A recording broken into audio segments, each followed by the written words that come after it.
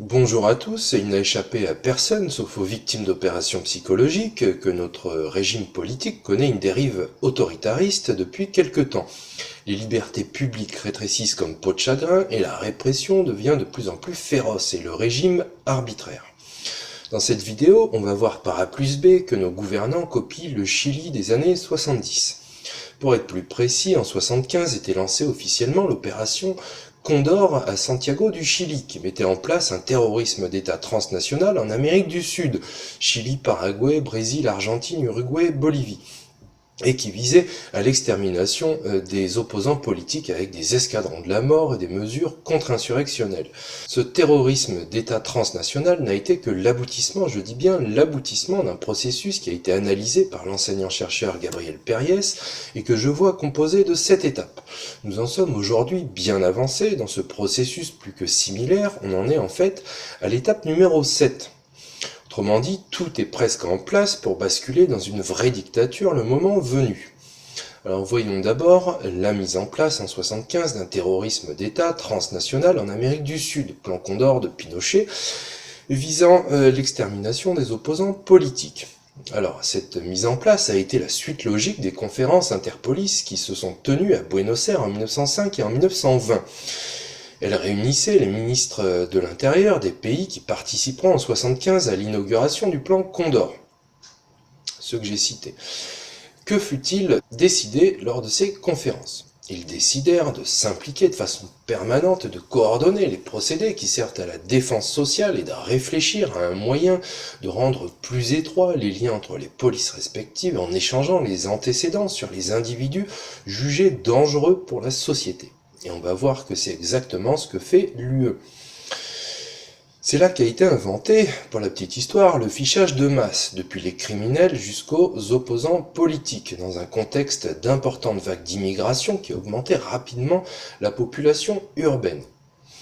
Voilà le processus de construction de l'ennemi intérieur qui a conduit à transnationaliser les réponses sécuritaires contre l'ennemi intérieur en mettant en place des institutions sécuritaires permanentes et à finir par terroriser la population avec des mesures contre-insurrectionnelles et des escadrons de la mort qui quadrillaient le territoire pour achever la mise en place d'une grande multinationale de la répression dictatoriale sud-américaine.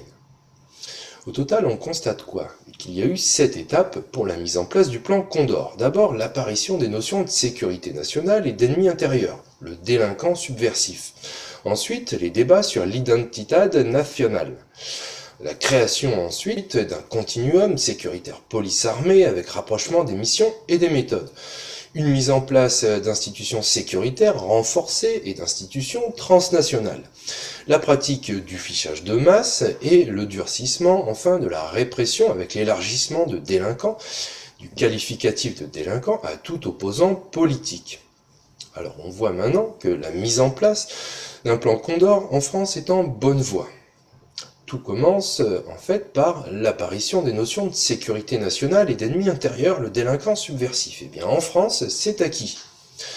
L'idée est simple, notre soumission se traduit par l'introduction mimétique dans notre droit depuis 2008 du concept américain de sécurité nationale dans le livre blanc de 2008 et à la définition de l'ennemi intérieur, d'abord vu comme un délinquant subversif, typé en l'espèce en jeune djihadiste islamiste des banlieues, et puis va en se généralisant à monsieur et madame tout le monde, qui conteste l'action et la légitimité du pouvoir. C'est sa logique interne. Ces concepts conduisent à des débats sur l'identité nationale. C'était le cas en France en 2009 et 2013.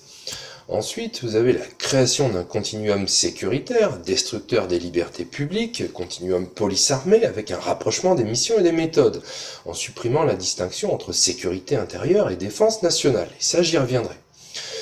Alors ça a été le cas en France avec un fusionnement progressif des missions et des méthodes entre l'armée et la police, avec une policiarisation de l'armée par le plan Vigipirate et une militarisation de la police, notamment par la mise sous tutelle des gendarmes au ministère de l'Intérieur, au nom de cette sécurité nationale. Et c'est d'autant plus dangereux qu'à cela s'ajoute une confusion des pouvoirs au profit de l'exécutif. C'est le cas en France, avec un régime présidentialisé, plus l'état d'urgence qui est passé dans le droit commun, qui amenuise les pouvoirs judiciaires en amont de l'emploi de la force publique. Sans compter l'absence de contre-pouvoir réel, qu'il soit politique, institutionnel ou médiatique. Ensuite, vous avez la mise en place d'institutions sécuritaires nationales renforcées et de coopération transnationale policière et judiciaire en matière pénale. Vous vous rappelez, la conférence de Buenos Aires de 1920, il était décidé de s'impliquer de façon permanente et de réfléchir à un moyen de rendre plus étroits les liens entre les polices respectives. À quoi cela fait-il penser? Eh bien, cela fait penser au troisième pilier de l'entité supranationale qui commande l'espace européen. L'Union européenne, le parasite dénommé hypocritement Union européenne, et en l'espèce à la coopération policière et judiciaire en matière pénale, et elle est organisée par plusieurs structures. Vous avez le GATT, institué après les attentats du 11 septembre 2001, qui réunit toutes les unités antiterroristes au service de sécurité de l'Union européenne. Vous avez Europol, qui a pour mission de renforcer la collaboration interpolice, Eurojust, au niveau de la justice, avec le mandat d'arrêt européen, et puis bientôt en 2020 avec un parquet européen indépendant de la justice française, compétent pour diriger des enquêtes et mener des poursuites pénales européennes, contre qui ils voudront. Le COSI doit renforcer, lui, la coopération opérationnelle en matière de sécurité intérieure sur son territoire. Le CEPOL, Collège européen de police, visant à harmoniser les pratiques policières, il est critiqué d'ailleurs pour son opacité. Et ce machin est l'instrument primordial du policing transnational au niveau européen. Qu'est-ce que le policing? Le policing peut être défini comme un ensemble de pratiques qui visent à ordonner les populations humaines qui habitent ou traversent un territoire donné et simultanément à garder le contrôle de l'espace et de ceux qui l'occupent en leur foutant une caméra dans le cul. Ça, c'est pas précisé. Voilà donc de quoi, à la façon des dictatures latino-américaines, s'impliquer de façon permanente, de quoi coordonner les procédés et rendre plus étroits les liens entre les polices respectives. Ensuite, vous avez la pratique du fichage de masse. C'est le cas en France également. Il y a une vingtaine de fichiers nationaux, dont Christina, PSP, FSPRT et celui des personnes maintenant interdites de manifestation. Et au niveau européen, le SIS, Eurodac, le PNR, je précise qu'à ce stade, le pouvoir est alors dans un rapport de force, comme un boxeur selon le Premier ministre, contre ceux qu'ils appellent des séditieux, des factieux, des brutes, des bêtes étranges, une foule haineuse de chemise brune, selon le vocabulaire de malade utilisé par l'exécutif qui ne recule devant aucune aberration. Vous avez enfin le durcissement de la répression avec l'élargissement de délinquants à tout opposant politique qui conteste l'action du pouvoir. Et là, on vise monsieur et madame tout le monde. Et dans la tête de préférence.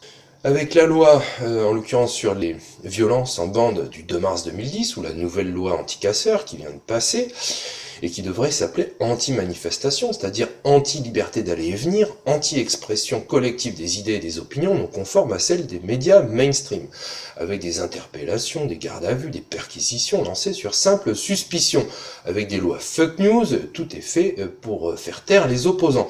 Traditionnellement, dans une démocratie, le principe c'est cause toujours, mais ici on est dans un autre principe, ferme ta gueule.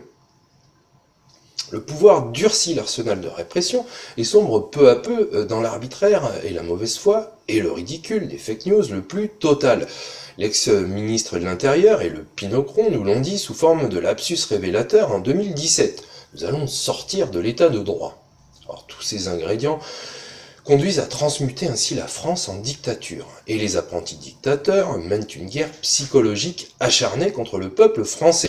Les opérations psychologiques mises en œuvre par le gouvernement et ses sbires médiatiques ou ses commanditaires financiers, qui servent tactiquement à démoraliser et à diviser, ont pour but stratégique de créer de toutes pièces une opinion publique factice, favorable au pouvoir par la mise hors jeu de toute voix discordante dans l'espace public pour laver le cerveau des citoyens et transformer le mensonge en vérité sortie des urnes. On détaillera plus tard. Merci de votre écoute, pouce bleu, cloche et à bientôt.